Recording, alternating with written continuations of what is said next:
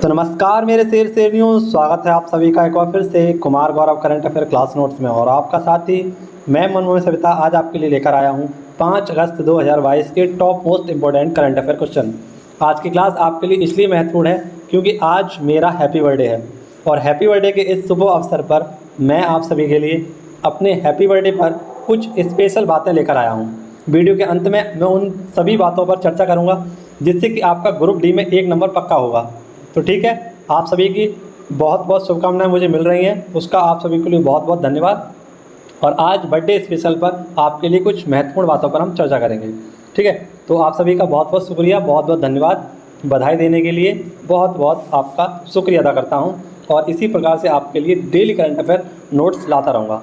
ठीक है, पहला क्वेश्चन देखिए, हमारा बहुत ही इंपॉर्टेंट क्वेश्चन है और क्वेश्चन हमसे पूछा गया है, ऑनलाइन सरकारी ई टैक्स सेवा शुरू करने वाला पहला राज्य। तो आप सभी को याद रखना होगा कि कैसा मित्रों, ऑनलाइन सरकारी ई टैक्स सेवा शुरू की है किसने? तो केरल सरकार ने। केरल सरकार में जो भी सरकार का काम हो रहा है वो सब कहाँ पर हो रहा है? केरल में होते हैं। आपको पता है सबसे पहले केरल में कौन आया था? तो आपको पता है वास्को ड गामा सबसे पहले कालीकट बंदरगाह केरल में ही आया था। यानी जितने भी काम अगर पहले नंबर पर होने हैं वो कहाँ पर होंगे? केरल में ही होगा। इस बार का वरदान लगा हुआ है, यानी क्या ऐसा कुछ कह सकते हैं हम। और भी बहुत सारी चीज़ें की हैं केरल ने। तो केरल ने हाल ही में क्या स्टार्ट किया है? ई टैक्सी सेवा शुरू की है। ये क्या है? तो सुरक्षित एवं सस्ती, विवादपूर्ण तथा पैनिक बटन के साथ उन्होंने क्या किया है? इस ऑनलाइन टैक्सी की शुरुआत की है जो ई टैक्सी होगी। ठीक है, और इसका नाम लिखा है क्या? केरल सफारी। केरल सफारी क्या मित्रों, आप सभी को याद रखना है, इसका नाम क्या रखा है? केवल सावरी। ठीक है, केरल सावरी इसका नाम रखा गया है। अब मात्रों बात करते हैं कुछ स्पेशल और फैक्टों पर। जैसे कि आपको पता है कि हाल ही में ग्राफीन नवाचार केंद्र, पहला ग्राफीन नवाचार केंद्र कहाँ खोला गया था? केरल में। पहला पेपरलेस हाईकोर्ट कौन सा बना? केरल। खुद का OTT प्लेटफॉर्म यानी ओवर द टॉप प्लेटफॉर्म जिसका नाम क्या था? सी स्पेस, ये किसने किया था? केरल सरकार ने। खुद का इंटरनेट कौन लेकर आया था? केरल। नैपकिन मुक्त भारत का पहला गाँव कौन सा बना था? तो कुवलंगी गाँव केरल का। त्रिशूरपुरम, अट्टुकल पोंगल, ये दोनों कहाँ के हैं? तो केरल के उत्सव हैं। और एशिया का सबसे बड़ा वैज्ञानिक एटलस जारी करने वाला राज्य कौन था? तो केरल ही था। केरल में लोकसभा सीटों की संख्या 20 है, राज्यसभा सीटों की संख्या 9 है और विधानसभा सीटों की संख्या कितनी है? 140। और यहाँ डिस्ट्रिक्ट यानी कि आप सभी को बताना चाहिए यहाँ पर जिलों की संख्या कितनी है? 14। और हाल ही में हरित कर्म सेना ये स्टार्ट करने वाला कौन सा राज्य था? तो केरल ही था। तो ये सारी केरल संबंधित बातें आपको अगर पसंद आई हो तो वीडियो को लाइक करके चैनल को आप सभी लोग सब्सक्राइब कर सकते हैं, क्योंकि ऐसी चैनल को आपको सब्सक्राइब करके रखना चाहिए जो आपके लिए काफ़ी ज़्यादा मेहनत करती हैं और आपको बहुत ही सरल माध्यम से करंट अफेयर बताती हैं। ठीक है, तो इस चैनल को जरूर सब्सक्राइब कर लें और अपनी परीक्षाओं की खोपड़ी में छेद करने तक इसे संभाल कर रखें। अगला क्वेश्चन आपके सामने बहुत इंपॉर्टेंट क्वेश्चन है और इसमें आपको कुछ युद्धाभ्यास की बातें आपको बताने वाला हूँ। क्वेश्चन हमारा पिच ब्लैक युद्धाभ्यास। कौन सा मित्रों? पिच ब्लैक युद्धाभ्यास 19 अगस्त से 6 सितंबर के बीच में ये होने वाला है। और कहाँ पर होगा मित्रों? तो ऑस्ट्रेलिया में। इसमें एयरफोर्स की सेनाएं भाग लेंगी और कुल 17 देश इसमें शामिल किए गए हैं, जिसमें अपना भारतीय देश शामिल भी है। तो पिच ब्लैक आपको याद रखना है कहाँ पर होगा? ऑस्ट्रेलिया में। ऑस्ट्रेलिया की राजधानी आप सभी लोग जानते हैं क्या है? कैनबरा है। ऑस्ट्रेलिया में ही आपको पता है कुलगाड़ी और कालगुर्डी 2 सोने की फेमस क्या हैं? 2 सोने की फेमस गुफाएँ हैं। ठीक है, खाने हैं। ऐसे ही आपसे बात करूं कि कोरल रीफ यानी सबसे बड़ी प्रवाल भित्ति कहाँ पर है विश्व की? तो ऑस्ट्रेलिया में ही है। ऑस्ट्रेलिया के दक्षिण में क्या है? तो तस्मान सागर। ठीक है, ये पॉइंट भी आपको याद रखना है। अब देखिए, क्वेड युद्धाभ्यास की बात आई है तो क्वेड एक देश है और इसमें भी 4 देशों का समूह होता है, जापान, अमेरिका, इंडिया और ऑस्ट्रेलिया। ऑस्ट्रेलिया के हाल ही में नए प्रधानमंत्री कौन बने थे? तो एंथनी अल्बनीज़। और ग्रेट बैरियर रीफ कहाँ पर है? तो ऑस्ट्रेलिया में ही है। ठीक, अब इसकी बैठक कहाँ हुई थी क्वाड की? तो 2022 की क्वाड की बैठक कहाँ हुई थी? टोक्यो जापान में। लेकिन 2023 में इसकी बैठक कहाँ होने वाली है? ऑस्ट्रेलिया में। ठीक है, अब मैं आप सभी को बताया कहाँ बैठा हुआ हूँ, इस वक्त लाइब्रेरी में बैठा हुआ हूँ और लाइब्रेरी से ही इस वीडियो को शूट कर रहा हूँ। तो मैं आपको काफ़ी धीरे पढ़ा रहा हूँ, लेकिन मेरी आवाज़ आप तक एकदम साफ पहुँच रही होगी। आप लोग लीड लगाकर इस वीडियो को ज़रूर देख लेना। ठीक है, जिससे कि आपके क्वेश्चन बन सकें। अब बात मैंने कही थी आपको कि युद्धाभ्यास की एक लिस्ट कराऊंगा पूरी, तो केवल और केवल आपको युद्धाभ्यास याद कराऊंगा बहुत ही सरल माध्यम से। उससे पहले एक सवाल देख लीजिए, MPX युद्धाभ्यास कुछ समय पहले भारत और चीन के मध्य हुआ था, लेकिन हाल ही में से जापान और इंडिया के बीच में किया गया है। तो आपको दोनों याद रखने हैं। MPX किस किसके मध्य, चीन और जापान और इसके साथ इंडिया, है ना, अलग अलग किया है। चीन और ऑस्ट्रेलिया के, चीन और जापान के साथ अलग अलग किया गया है ये युद्धाभ्यास। ठीक है, अगले क्वेश्चन को पढ़ने से पहले आपको कुछ फेमस हमारे युद्धाभ्यास के बारे में लगाता हूँ, जो कि आज मेरे बर्थडे स्पेशल में आपको कुछ नया बताएगा। देखिए मित्रों, तो आपको बहुत सारे युद्धाभ्यास की एक लिस्ट लगवाने वाला हूँ, जैसे इंदिरा युद्धाभ्यास। चलिए मैं आपको लगवाता हूँ इस किताब के माध्यम से कुछ युद्धाभ्यास, जैसे पश्चिमी लहर युद्धाभ्यास हाल ही में, इसे हम बोलेंगे XPL 2022, तीनों सेनाओं और तटरक्षक बल के मध्य किया गया था। यानी भारत की तीनों सेना, जल सेना, वायुसेना और नौसेना, और इसके साथ साथ Indian coast guard. Indian coast guard के आपको बताया कौन है, विनय कुमार त्रिपाठी इसके क्या है, हेड है। ठीक है, ऐसे ही चिरू 2022 युद्धाभ्यास किसके मध्य हुआ था, तो चिरू रूस, चीन और ईरान के मध्य हुआ था। पासैक्स ये भारत और रूस के मध्य होता है। सी ड्रैगन भारत, कनाडा, दक्षिण कोरिया के मध्य हुआ था सी ड्रैगन। ठीक है, एक्विरिन ये किसके हुए, तो मालदीव और भारत के मध्य। कॉर्पेट युद्धाभ्यास ये अमेरिका और बांग्लादेश के मध्य हुआ था। ठीक है, ये स्पेशल है, बर्थडे स्पेशल आपके लिए। कटलेस एक्सरसाइज तो बहु राष्ट्रीय अभ्यास है ये। दोस्ती युद्धाभ्यास, ये दोस्ती अभ्यास मालदीव, भारत और श्रीलंका के मध्य होता है। सिटमैक्स आप सभी को पता है, भारत, सिंगापुर और थाईलैंड के मध्य होता है। एक्स शक्ति 4 ये भारत और फ्रांस के मध्य। कोंकर शक्ति भारत और ब्रिटेन के मध्य। अजय वॉरियर भारत और यूके के मध्य। मालाबार युद्धाभ्यास भारत, अमेरिका, जापान और ऑस्ट्रेलिया के मध्य होता है, आप सभी को पता है। ऐसे ही जिम्बैक्स ये भारत और जापान के मध्य होता है। मित्र शक्ति भारत और श्रीलंका के मध्य होता है। समुद्र शक्ति भारत और इंडोनेशिया के मध्य होता है। सूर्यकिरण भारत और नेपाल के मध्य होता है। और ये ऑस्ट्रीडेक्स भारत और ऑस्ट्रेलिया के मध्य होता है। सिम्बैक्स भारत और सिंगापुर के मध्य होता है। इसी प्रकार से आपको याद रखना है कि जायद ये बहुराष्ट्रीय युद्धाभ्यास है। साझा भाग्य पाकिस्तान, चीन, थाईलैंड और मंगोलिया के मध्य होता है। काजिन युद्धाभ्यास भारत और कजाकिस्तान के मध्य होता है। जायर अल बहर ये भारत और कतर के मध्य होता है। अल मोहम्मद अल हिंद ये भारत और सऊदी अरब के मध्य होता है। तो ये आप सभी के लिए मैंने आप सभी को लगवाए हैं, क्या, आप सभी के युद्धाभ्यास। तो इनमें से आपका अगर एक भी फंस गया तो आपका नंबर पक्का होने वाला है। ठीक है, कहीं पर ये गलती नहीं करनी है आपको, कोई भी किसी प्रकार की। आगे मैं भी इस आपको कराता रहूँगा। आज का ये क्वेश्चन हमारे लिए बहुत ज़्यादा इंपॉर्टेंट है, तो आप सभी को इस क्वेश्चन को बहुत ही बेहतरीन तरीके से याद करना होगा। क्वेश्चन में आपको बहुत ही स्पेशल चीज़ लेकर आया हूँ, अंत तक इस क्वेश्चन को अवश्य देखना। क्वेश्चन में हमसे पूछा गया है कि केंद्रीय सतर्कता आयुक्त कौन मित्रों, केंद्रीय सतर्कता आयुक्त यानी CVC का पदभार की शपथ किसने ली है। तो आप सभी को पता है सुरेश एन पटेल, इन्होंने क्या किया है, केंद्रीय सतर्कता आयुक्त की हाल ही में शपथ ली है। किसके स्थान पर आए हैं, तो ये आए हैं संजय कोठारी के स्थान पर। ठीक है, इन्होंने शपथ किसने दिलाई थी इन्हें शपथ, तो द्रौपदी मुर्मू कौन है, आप सभी को पता है, सेकंड महिला राष्ट्रपति हैं भारत की, और ये 15वें नंबर की भारत की राष्ट्रपति हैं। इसके साथ साथ पहली आदिवासी जनजाति की क्या है, ये प्रधानमंत्री माफ़ करना राष्ट्रपति हैं। इनका जन्म कहाँ पर हुआ था, तो मयूरभंज उड़ीसा में। इन्हीं ने हाल ही में किसे, तो सुरेश एन पटेल को केंद्रीय सतर्कता आयुक्त की शपथ दिलाई है। अब बात करें CVC की, तो इसका एक्ट आया था 2003 में। किस समिति की सिफारिश पर इसकी स्थापना हुई थी, तो संथानम समिति की सिफारिश पर केंद्रीय सतर्कता आयुक्त की क्या हुई थी, नियुक्ति की गई थी या इसका गठन किया गया था। इसका कार्य होता है भ्रष्टाचार को रोकना, और इसमें जब किसी आयुक्त को बनाया जाता है तो उसमें जो एक टीम बनाई जाती है, जो समिति बनाई जाती है, उसमें प्रधानमंत्री, गृह मंत्री और लोकसभा का विपक्ष का नेता इसमें शामिल होता है। आप सभी को बताया प्रधानमंत्री प्रेजेंट टाइम कौन है, मोदी जी, गृह मंत्री अमित शाह हैं, और विपक्ष लोकसभा में विपक्ष दल के नेता कौन है, अधीर रंजन चौधरी। कौन है मित्रों, अधीर रंजन चौधरी। इनका नाम भी आपको याद रखना है, बहुत चर्चा में बने हुए हैं अधीर रंजन चौधरी प्रेजेंट टाइम में। अब आपके लिए स्पेशल देखिए मित्रों, आपके लिए ये हमारी प्रमुख नियुक्तियाँ हैं, इनसे आपका एक क्वेश्चन 101% पक्का होगा। UPSC के अध्यक्ष कौन है, मनोज सोनी। फिक्की इसके हेड कौन है, संजीव मेहता। सेल यानी steel authority of India limited, Soma Mondal. BSF के हेड कौन है, Pankaj Kumar Singh. CAG controller attorney general of India, Girish Chandra Murmu. AG ये कौन है, KK वेणुगोपाल। CGA सोनाली सिंह। विदेश सचिव कौन है, विनय मोहन क्वात्रा। NHAIA अलका उपाध्याय।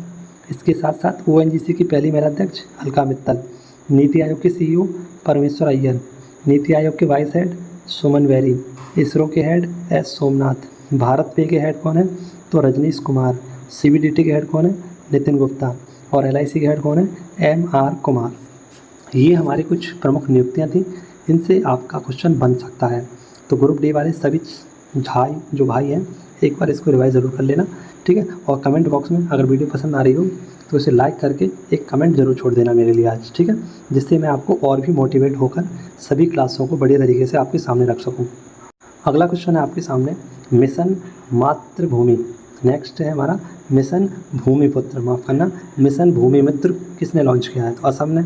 और डिजिटल जाति प्रमाण पत्र प्राप्त हो सकें इसी पोर्टल पर, यानी जब क्या होता है, हम 12th कर लेते हैं या 9th के बाद 10th कर लेते हैं, तो उसके बाद हमें प्रमाण पत्र की आवश्यकता पड़ती है ना। डिजिटल जाति प्रमाण, आय प्रमाण पत्र, मूल निवास, इन चीज़ों की जब हमें ज़रूरत पड़ती है तो क्या होता है, ये हमें जल्दी नहीं मिल पाते हैं। लेकिन अब असम सरकार ने एक उपाय ढूंढ लिया है। जैसे ही आप इंटर 10th कर लेंगे, उसके बाद इस पोर्टल पर जाकर आप एक डिजिटल जाति प्रमाण पत्र बना सकते हैं। जिस प्रकार से अभी हाल ही में आपको बताया है कि डिजिटल प्रकार के आप क्या बना रहे हैं, सर्टिफिकेट बना रहे हैं, किसका? Flag certificate. तो इसी प्रकार से आप अपना डिजिटल प्रमाण पत्र भी बना सकते हैं। लेकिन ये कहाँ पर है? तो असम में। असम की राजधानी क्या है? दिसपुर। असम को पुराने नाम क्या था? तो कामरूप। असम में ही आपको पता है क्या है, तो आपको पता होना चाहिए अम्बुबाची मेला कहाँ लगता है? असम में लगता है। बिहू, सत्रिया, ये दोनों यहाँ के नृत्य हैं, ठीक है। ये पॉइंट भी आपका रखना। और यहाँ पर हमारे कुछ नेशनल पार्क हैं, जैसे Nameri national park, Orang national park, Kaziranga national park, Dehing Patkai, Dibru Saikhowa, Manas और रायमोना। ये वहाँ पर हमारे 7 नेशनल पार्क हैं, कहाँ पर? असम में, ठीक है।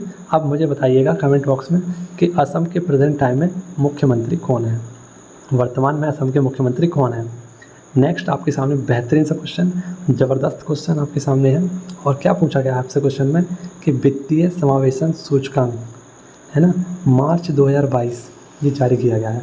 तो वित्तीय समावेशन सूचकांक जो जारी किया गया है, इसमें बताया है कि भारत क्या है मित्रों, यहाँ पर भारत का स्थान क्या है?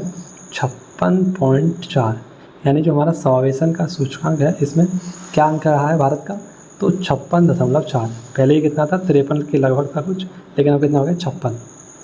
इसे जारी किसने किया है? तो RBI के द्वारा, रिजर्व बैंक ऑफ इंडिया, केंद्रीय रिजर्व बैंक, इसके द्वारा इसे जारी किया गया है।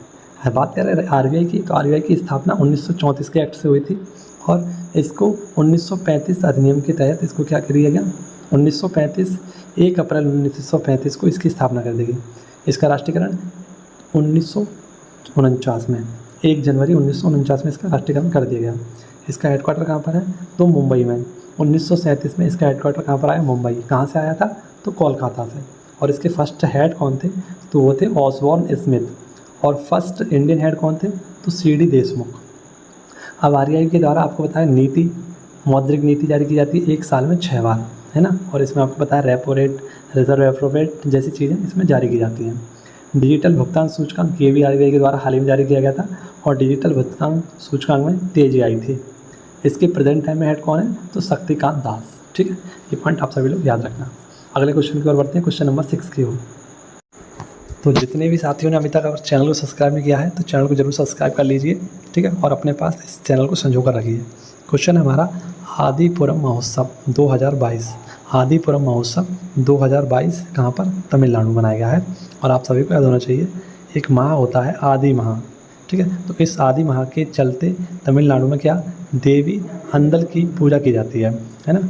और लक्ष्मी के द्वारा यहाँ पर इनको कुछ बातें बताई गई थी। इस चक्कर में यहाँ पर देवी आनंद को खुश करने के लिए तमिलनाडु में आदिपुरम महोत्सव मनाते हैं, ठीक है। ऐसे ही तमिलनाडु में पोंगल उत्सव मनाते हैं और थाईपुसम, ये दोनों कहाँ के हैं? तमिलनाडु के हैं। तमिलनाडु में क्या मनाते हैं? पोंगल, ठीक। अब देखते हैं आप सभी के लिए और नेक्स्ट क्वेश्चन क्या है। तो जैसा कि आप देख सकते हैं, स्वामी विवेकानंद युवा शक्ति योजना, कौन सी? स्वामी विवेकानंद युवा शक्ति योजना हाल ही में कर्नाटक में स्टार्ट की गई है। और कर्नाटक के CM कौन है? बसवराज बोम्मई। इनके द्वारा इस योजना को स्टार्ट किया गया है। तो जितने भी हमारे ग्रामीण भाई हैं, है ना, ग्रामीण युवा जो बेरोजगार हैं, उनको रोजगार देने के लिए किस माध्यम से? तो सेल्फ हेल्प ग्रुप के द्वारा ग्रामीण युवाओं को रोजगार देने की बात कही है। और कितने? तो लगभग 5 लाख महिलाएं और 5 लाख पुरुष, यानी टोटल 10 लाख लोगों को क्या किया गया है? रोजगार देने की संभावना जताई गई है स्वामी विवेकानंद युवा शक्ति योजना के तहत।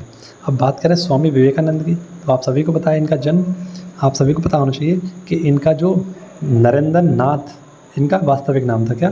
नरेंद्र नाथ दत्त इनका वास्तविक नाम था।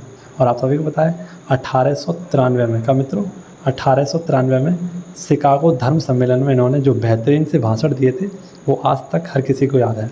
ठीक है ना। तो ये काफ़ी अच्छे व्यक्ति हैं और इन्हीं के जन्म दिवस पर प्रत्येक 12 अप्रैल को, माफ़ करना, प्रत्येक 12 जनवरी को हम क्या मनाते हैं? राष्ट्रीय युवा दिवस मनाते हैं। और 12 अगस्त को क्या मनाते हैं? तो अंतर्राष्ट्रीय युवा दिवस मनाते हैं। ठीक है, ये पॉइंट आप सभी लोग याद रखना। इनकी मृत्यु कहाँ हुई थी? तो आप सभी को ये भी याद रखना है, इनकी मृत्यु हुई थी बेलूर मठ में। कहाँ पर मित्रों?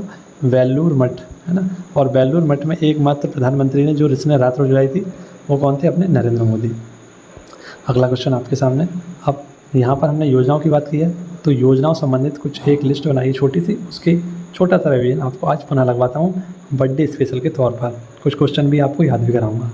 तो देखिए, मई माह की आज योजना आपके लिए लेकर आया हूँ। पहली जीन बैंक परियोजना कहाँ पर स्टार्ट की गई? महाराष्ट्र में। मुख्यमंत्री मितान योजना कहाँ की है? छत्तीसगढ़ की। ऐसे ही मुख्यमंत्री मातृत्व कौशल योजना कहाँ की है? छत्तीसगढ़ की है। आदिवासी स्वास्थ्य वेधशाला कहाँ पर खोली गई है? उड़ीसा में। उड़ीसा कहाँ पर है? भुवनेश्वर में। 10 गीगावाट सौर क्षमता पार करने वाला पहला राज्य कौन सा बना है? राजस्थान। ई अधिगम योजना हरियाणा सरकार के द्वारा स्टार्ट की गई थी। और मिड डे मील के साथ नाश्ता देने वाला पहला राज्य कौन सा बना था? तमिलनाडु। ठीक है, तो ये पॉइंट भी आपको याद रखने हैं। अगला क्वेश्चन आपके सामने है, पाकिस्तान की पहली महिला हिंदू डीएसपी।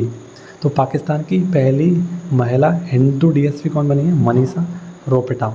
ठीक है, ये जकोबाबाद पाकिस्तान में रहती है और पाकिस्तान की पहली महिला बनी है क्या? हिंदू डीएसपी मनीषा रोपेटा। ये नाम याद रखना है। ऐसे यहाँ की पहली महिला जज कौन बनी थी? तो आयशा मलिक। ठीक है, आयशा मलिक यहाँ की पहली महिला जज बनी थी। अगर पाकिस्तान की बात करें तो नल्ला पाकिस्तान आपको पता है चीन के साथ क्या बना रहा है? CPEC यानी चाइना पाकिस्तान इकोनॉमिक कॉरिडोर। ठीक है, ये पॉइंट आपको याद रखना है। अब आप सभी को पता है कि पाकिस्तान और भारत के मध्य कौन सी सीमा बनती है? तो रेड क्लिफ रेखा किसकी? भारत और पाकिस्तान के मध्य बनती है। ऐसी पाकिस्तान और अफगानिस्तान के मध्य पूछे तो कौन सी? डूरंड रेखा। कौन सी मित्रों? डूरंड रेखा बनाती है। ठीक है, ये पॉइंट भी आपको याद रखना है। क्वेश्चन नंबर 9 देख लीजिए, बहुत ही इंपॉर्टेंट क्वेश्चन है आपके लिए। पाकिस्तान के प्रधानमंत्री आपको याद ही होंगे। ठीक है, क्या है? शहबाज शरीफ पाकिस्तान के प्रधानमंत्री हैं। क्वेश्चन देखिए कि किस देश की, क्या है मित्रों, किस देश की पहली प्रतिनिधि सभा की लोकसभा स्पीकर कहेंगे केवल, स्पीकर नैन्सी पेलोसी ताइवान यात्रा पर पहुंची? तो आप सभी को पता है ताइवान चाइना की एक पॉलिसी है कि चाइना अपने आप को पूरा बताता है। यहाँ पर चाइना खुद को पूरा बताता है और उसकी पॉलिसी है वन चाइना पॉलिसी। लेकिन इस वन चाइना पॉलिसी का विरोध कौन करता है? तो ताइवान। क्या करता है? ताइवान। तो इसी के चलते क्या हुआ, जो भी राष्ट्र ताइवान को अपना अलग राष्ट्र मानता है उसको किससे लड़ना पड़ेगा? चीन से लड़ना पड़ेगा। तो यही बात चली रही है। अमेरिका उसको स्वतंत्र देश घोषित करता है और इसीलिए उन्होंने क्या किया, तो यहाँ की प्रतिनिधि सभा, सबसे पहले समझते हैं प्रतिनिधि सभा क्या है। तो जैसे हमारे यहाँ क्या है? संसद है। ठीक है, संसद। तो संसद का हमारे यहाँ क्या नाम है? संसद ही है। ठीक है, लेकिन जो अमेरिका की संसद है उसका नाम है कांग्रेस। अब संसद के 2 भाग होते हैं, एक होता है हमारे यहाँ लोकसभा और एक होता है राज्यसभा। तो यहाँ पर जो राज्यसभा है उसका नाम है सीनेट और जो लोकसभा है उसका नाम है प्रतिनिधि सभा। तो लोकसभा में हमारे क्या होते हैं? स्पीकर होते हैं, जैसे कि ओम बिरला हैं। ऐसे ही यहाँ की स्पीकर कौन है? Nancy Pelosi. ठीक है, आप सभी को पता होना चाहिए कि अमेरिका में सीटों की संख्या कितनी है? 100। यानी वहाँ पर 50 राज्य हैं और प्रत्येक 50 राज्य के लिए 2 सीटों का आवंटन किया गया है। तो टोटल सीट कितनी हो गई? 100 सीटें हो गई। ठीक है, तो उसी की जो महिला है नैन्सी पेलोसी, ये ताइवान की यात्रा पर गई थी। ताइवान, ठीक है, इसकी राजधानी क्या है? ताइपे। और ये किस द्वीप पर? तो फार्मोसा द्वीप पर बसा हुआ है। तो अमेरिका की, ये अमेरिका के देश की हैं। अमेरिकी देश की क्या है? नैन्सी पेलोसी है, जो कहाँ पर गई थी? ताइवान में। अमेरिका की राजधानी आप सभी लोग जानते हैं क्या है? Washington DC। अगर अमेरिका की बात करें तो अमेरिका आप सभी लोग जानते हैं उत्तरी अमेरिका में स्थित है। किसमें? उत्तरी अमेरिका में। अगर ये मान लो उत्तरी अमेरिका है तो यहाँ पर आपको पता है क्या है? कनाडा, यहाँ पर है अमेरिका और यहाँ पर है हमारा मैक्सिको, है ना, ऐसे करके है। तो कनाडा और अमेरिका के मध्य जो सीमा रेखा बनती है उस सीमा रेखा का नाम है 49 डिग्री पैरेलल लाइन। इसके साथ साथ यहाँ पर क्या बनी हुई है? 5 लेक बनी हुई है हमारी, 5 लेक, जिन्हें हम क्या बोलते हैं? ग्रेट लेक्स बोलते हैं। क्या बोलते हैं? Great lakes. ठीक है, ये ग्रेट लेक्स कौन कौन सी हैं? तो इनका नाम याद कर लीजिए आप लोग। और क्रम से इनको नाम याद कर लीजिए।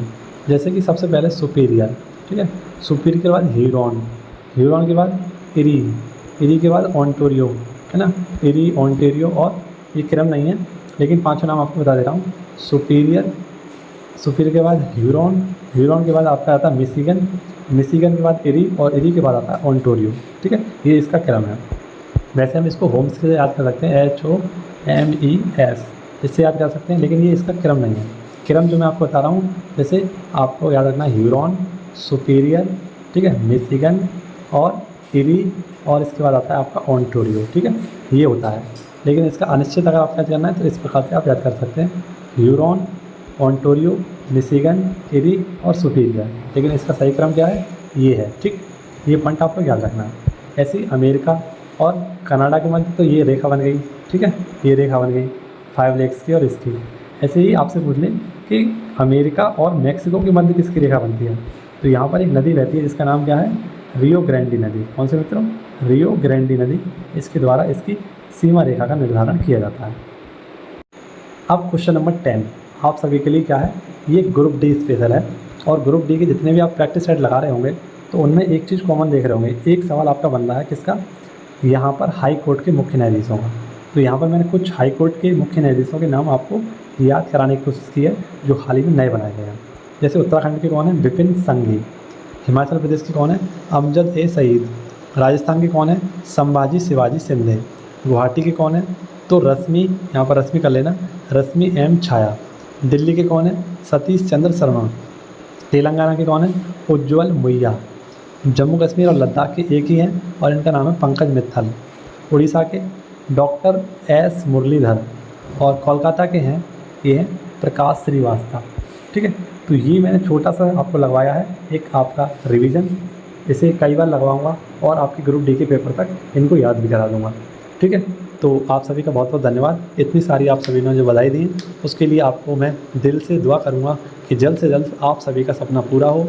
जिसने सितारों का सपना देखा उसे सितारे मिलें, जिसको और कुछ चाहिए वो उसका सपना पूरा हो। यानी कुल मिलाकर जितने भी मेरे साथी इस वीडियो को देखते हैं, अपने दोस्तों के साथ शेयर करते हैं, उन सभी के सपने सच हों, ठीक है, उन सभी को एक बढ़िया सी नौकरी मिले और उसके बाद आप समझते ही होंगे, ठीक है। तो इसी के साथ आप सभी का बहुत बहुत धन्यवाद, आप सभी ने इतना साथ दिया, और आप सभी ने जो वीडियो मैंने बनाई थी कल उसमें भी आपने बहुत अच्छा साथ दिया। तो इसी प्रकार से डेली आप उस वीडियो से भी जुड़ें जो मैं आपके लिए डेली लाइव लेकर आता हूँ, ठीक है। उसमें आपके बहुत सारे क्वेश्चन संपन्न होंगे और बिना ऑप्शन के आप सारे क्वेश्चनों को टिक भी कर पाएंगे, ठीक है। तो इसी के साथ आपसे मिलेंगे अगली वीडियो में, तब तक के लिए घर पर रहें, सुरक्षित रहें। जय हिंद, जय भारत, वंदे मातरम, भारत माता की जय।